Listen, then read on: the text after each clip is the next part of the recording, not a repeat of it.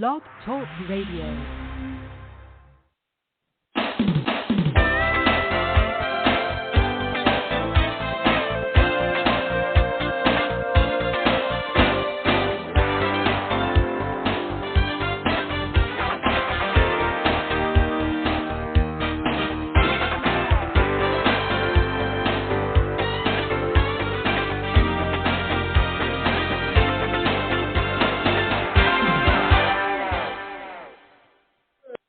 Morning. My name's Davida Shinsky, and the title of this show is Live Without Limits, and we're coming to you from the Blog Talk Radio Network. And today's title is 5 Things That You Need to Start a Small Business. Now, first thing I'm going to say is why we're talking about this is because since the pandemic hit, more and more people are looking at building businesses online. But you really need to have an entrepreneurial mindset, and it can be learned, and it's something that I have a course on that can help you develop that entrepreneurial mindset. But not everyone can be an entrepreneur. Some people really need the structure of working for someone else. But for many people, starting a business is a great option. So, 5 things you need to start a small business. Owning your own business may seem like the epitome of the American dream. You can be your own boss, keep your own schedule, and answer to nobody but yourself. No wonder so many people idealize being a small business owner.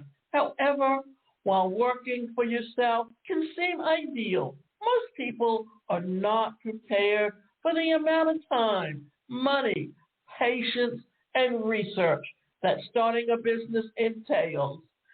Now, I started my business almost 40 years ago, and starting a business back then is very different than what it is today. For instance, you really needed money in the bank because, like, for what I did and what I'm currently doing, and they're very similar, only back then as a speaker and trainer, I had to get on and go and audition for training companies. Once I got on with them, then it meant traveling around to different cities to do presentations and being able to sell from the front of the room any videos and audio tapes or books that we had at the back of the room.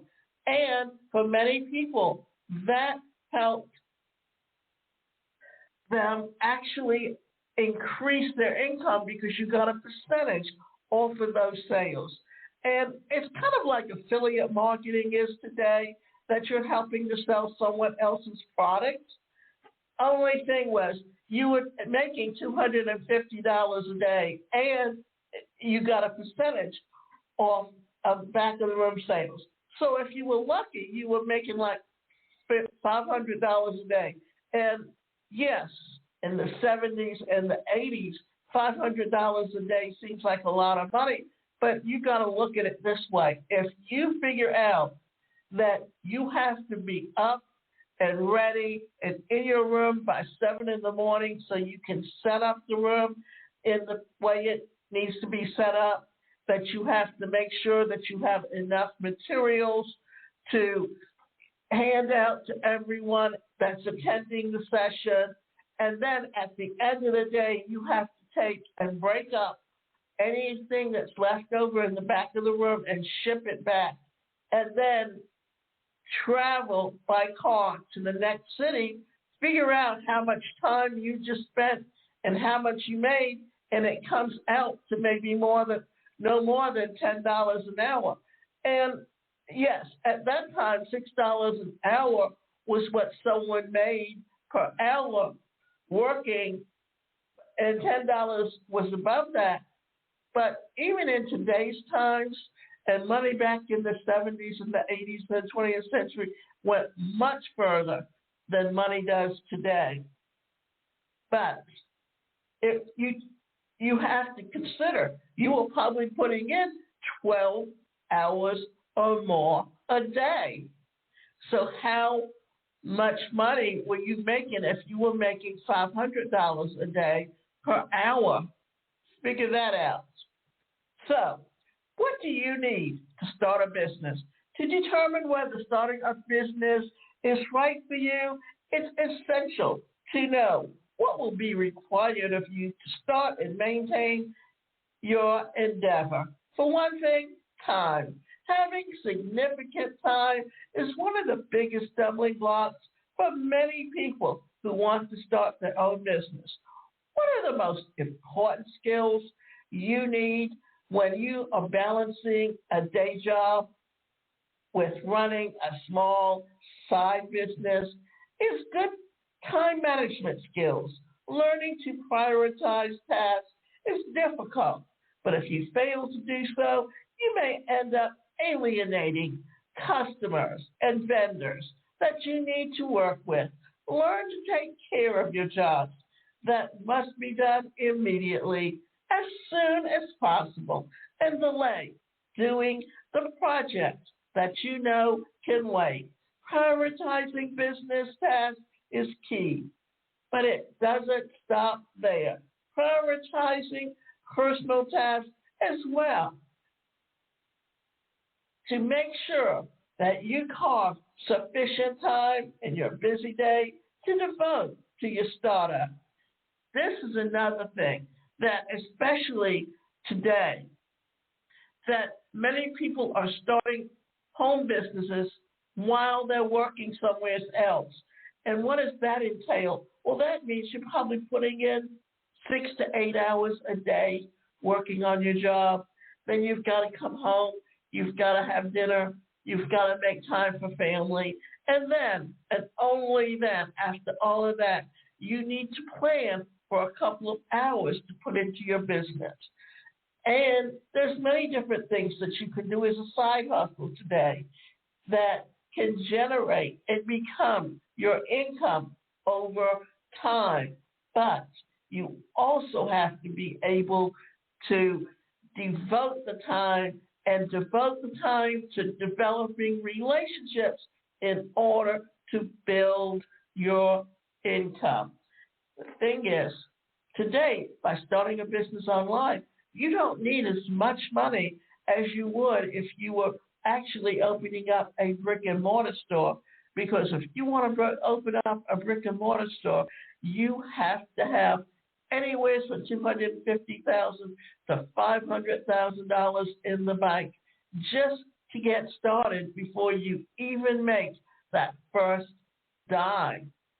And because, well, let's look at what your expenses are. If you're opening up a brick and mortar store, first of all, you have to rent the space to run your business.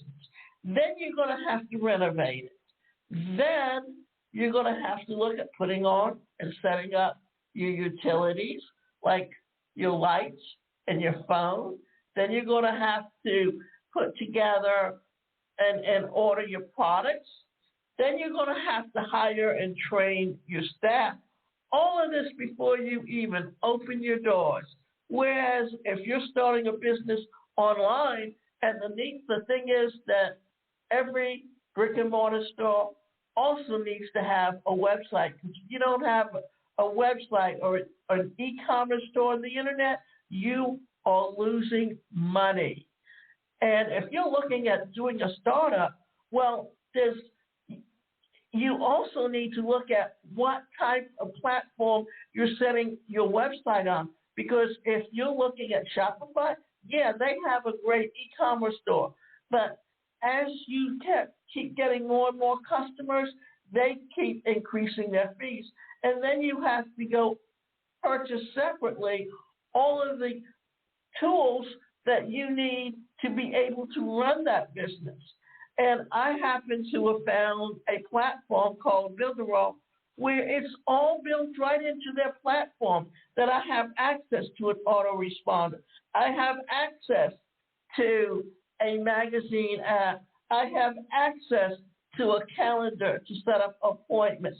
I have access to creating my own e-learning courses. I have access to creating my own webinars. I have access to actually be creating video and animated video and different things that I can use to promote. And I can have access to a sales funnel. Well, all of these are things that if you paid for them separately would cost you thousands and thousands of dollars. And for right now, you can actually pay $100 to get started so that you're into the Funnel Club and $69.90 a month. And they're getting ready to add some more apps to it and create some more that and improve on what they already had. So what's going to happen is your price, if you get it now, your price is locked in. But if you wait until they relaunch and bring in all new products and services, then your price is going to be going up. So just be aware, you have to know when's the right time to start a business and when's the right time to jump in and do the things that will help you to grow that business. And managing your time effectively can help you in every aspect. Money. Starting a business requires cash or credit up front, and buying an existing business often requires a large sum of payment. Unfortunately, many people want to start a business precisely because they don't have any money. Can lead such unprepared entrepreneurs to bury themselves in debt. It's simple fact that your business will need capital. While investing more money in a business can't guarantee its success, you can pretty much guarantee the failure of a business that doesn't have enough. To avoid the situation, thoroughly assess how much you need to start your business and maintain operations. Then treat that as your baseline, knowing that you will likely encounter several unexpected expenses along the way. A few basic business expenses include business cards, a website, advertising designs, accounting software, mailing supplies and postage, a credit card processor. So,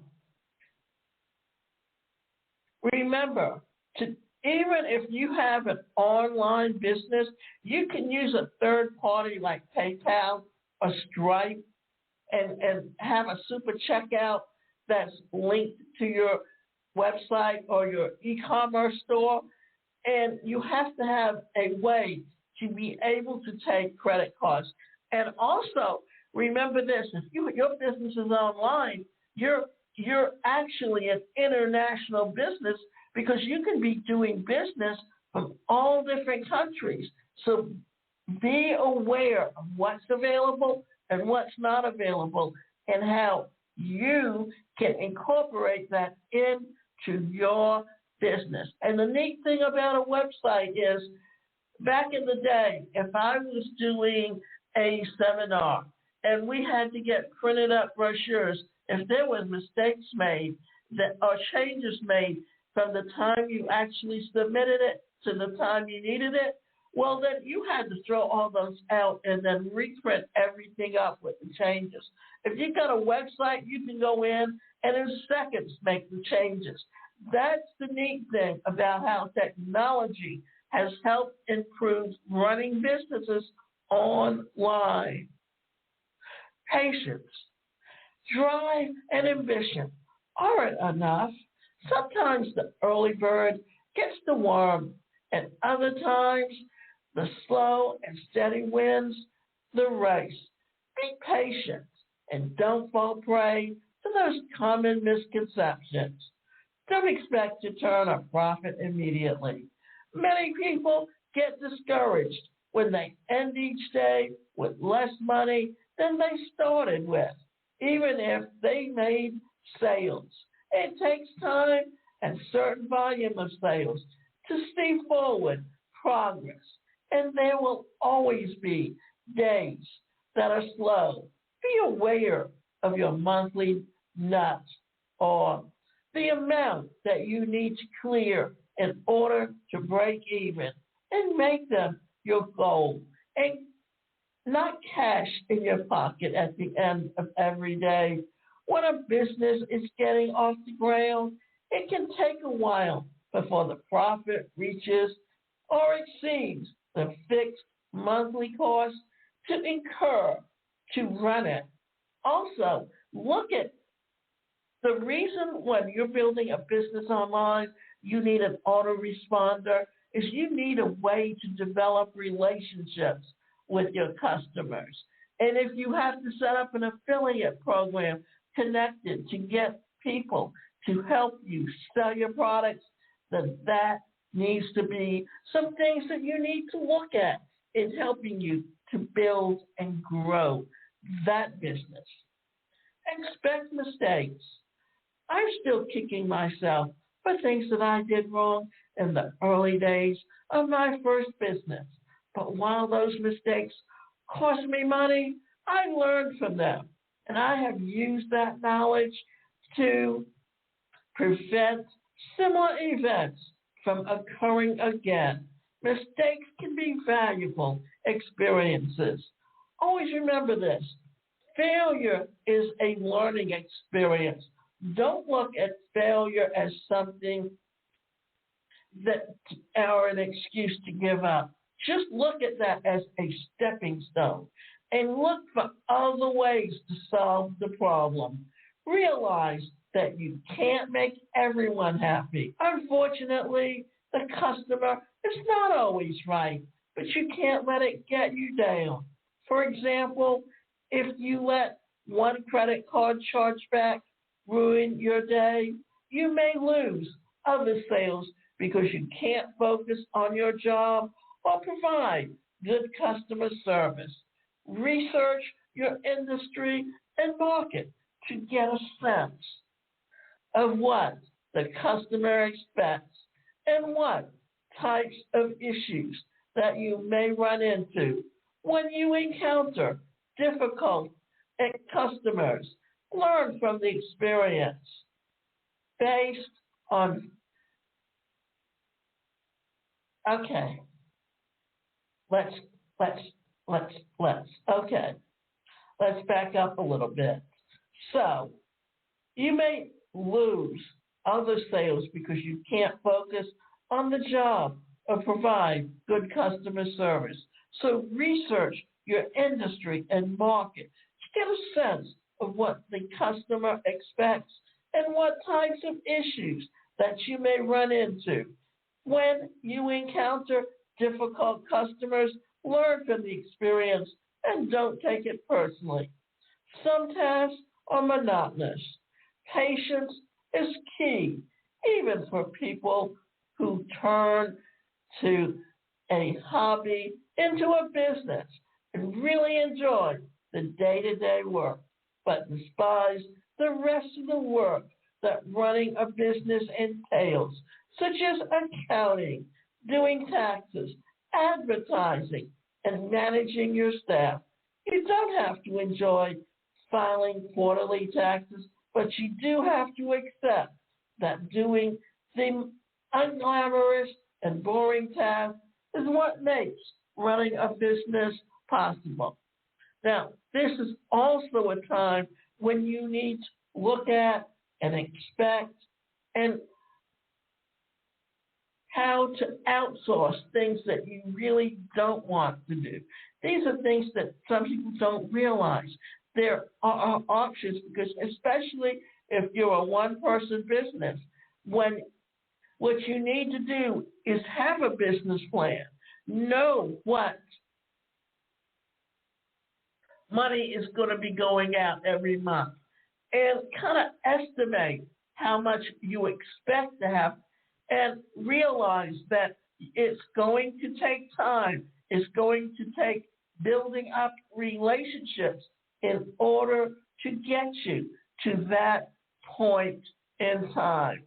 Research an idea doesn't need to be unique to be profitable, as long as there's sufficient demand for your product. In fact, a unique idea won't necessarily translate into big sales. There's often a reason nobody sells a product like yours, and that reason may be that no one wants one. However, researching and developing your business idea is only the first step that you need to do and additional research to find out how to make your idea a reality. Do you need retail space? Can you sell your product or service online? Or do you need a physical retail location? If so, you may want to rent a booth space at a farmer's market, craft fairs, antique stores, or festivals. This is low cost and low risk approach, as well as a great way to get feedback from real people regarding your product and what you could change or add to make it more appealing. Do you need a website? Almost every business needs a website as well as social media presence. But if you want to name your business something for which a good domain name is not available, you might want to rethink how unique the name should be. If the website is integral to your business, you need to budget a significant amount of money to create something that is attractive and fully functional. That is why today most platforms like WordPress and even Builderall, the site, they actually have templates that you can use to build that website to make it attractive. And they have a way to help you to use a script generator to actually put together a script that will work on your website to help entice how you market and the things that you say to your customers. Do you need a license, insurance, or permits? At the very least, you probably need a business license to operate. And if you have a physical location and inventory, you may need insurance. You may need additional types of insurance to protect yourself against liability from your customers. And whether you need professional licensing or other permits depends on the nature of the operation and the laws in your state. How will you obtain and store your products? Whether you plan to purchase items wholesale to sell or create products yourself, then you need a budget for needed materials and designate sufficient space to store necessary inventory of raw materials. Or are you going to use a drop shipper who will put the name of your company on their products and do the shipping for you, so you do not have to carry and deliver the products yourself? How will your customers discover your product? Advertising is absolutely crucial for a new business, especially if you don't have a retail location. Create an advertising plan and get quotes for the cost of various advertising venues. Don't assume people will flock to your business just because you offer a great product, but don't count on tons of sales due to advertising campaigns either. Response rates on many forms of advertising are 2% or below, so be patient while building a brand recognition. And that's exactly what you're working on, is building that brand.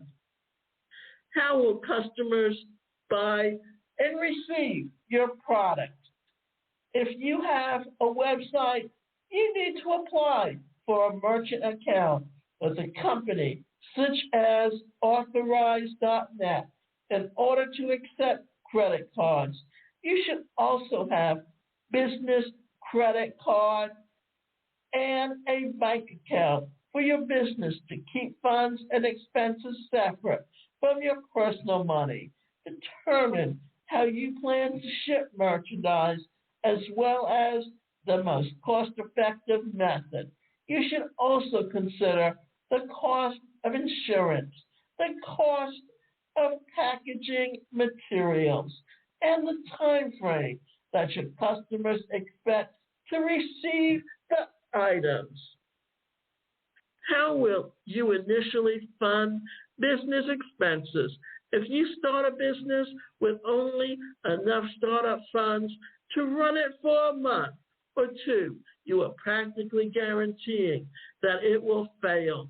There are some businesses that you can start on a shoestring budget, but most require venture capital, angel investors, or money procured via a service like Kickstarter.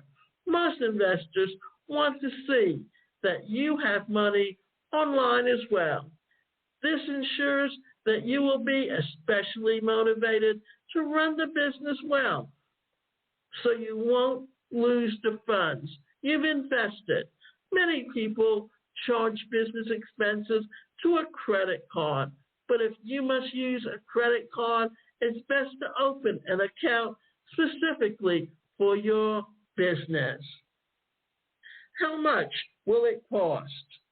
It's very important not only to find out what you need, but to find out how much it costs in total. Money is the lifeblood of every business, and knowing how much various tasks or options cost can help you determine what is doable and what is not. Business plan. Creating a business plan can be tedious, but it's very important, especially if you seek financial backing from investors or a bank. It's also a great litmus test to sorts to see that you're really interested in running a business. If you can't take the time to write a basic business plan, even if it's just a single page, you probably are not prepared to undertake the running of a real business. Starting and running a business can provide a lot of satisfaction, but it's not for everyone. It can be expensive and time-consuming, and many people don't understand the vast amount of effort that it takes to create and maintain a successful enterprise. Furthermore, enthusiasm for your product and willingness to sell can't be bought or learned. However, if you're up to the task, you may find years of joy and monetary gains by launching your own small business. So understanding where you're at and understanding how to utilize and create those things that can help you with building and growing that business. And as a career and personal development strategy coach, I can work with you to help you put together a strategy on growing an online business in today's marketplace. And remember, you can go to my website, and that website is the #1, personalcareercoach.com, where you can sign up for both individual and group coaching.